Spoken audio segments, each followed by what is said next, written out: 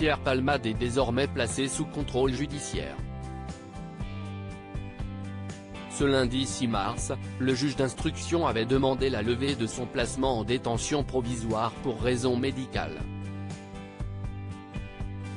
Le comédien avait été assigné à résidence à l'hôpital, après l'accident de la route qu'il a provoqué le 10 février sous l'emprise de la cocaïne.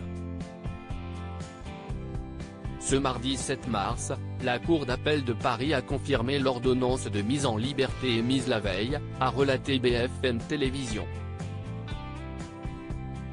Victime d'un AVC, le samedi 25 février, Pierre Palmade doit désormais respecter quelques obligations autour de son contrôle judiciaire sans bracelet électronique.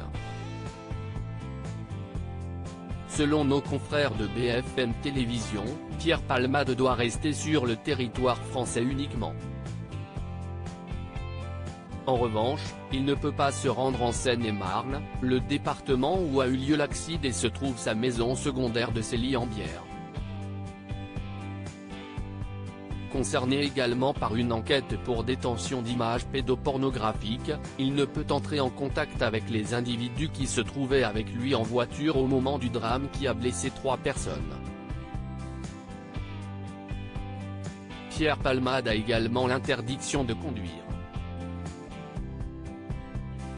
Il doit se soumettre à des soins, même sous le régime de l'hospitalisation, notamment à des fins de désintoxication, a fini par préciser BFM Télévision. Pierre Palmade à nouveau en détention prochainement? Cependant, la remise en liberté de Pierre Palmade pourrait être de courte durée. En effet, la chambre de l'instruction de la Cour d'appel de Paris doit statuer ce vendredi 10 mars sur l'appel du parquet de Melun qui demande à nouveau son placement en détention.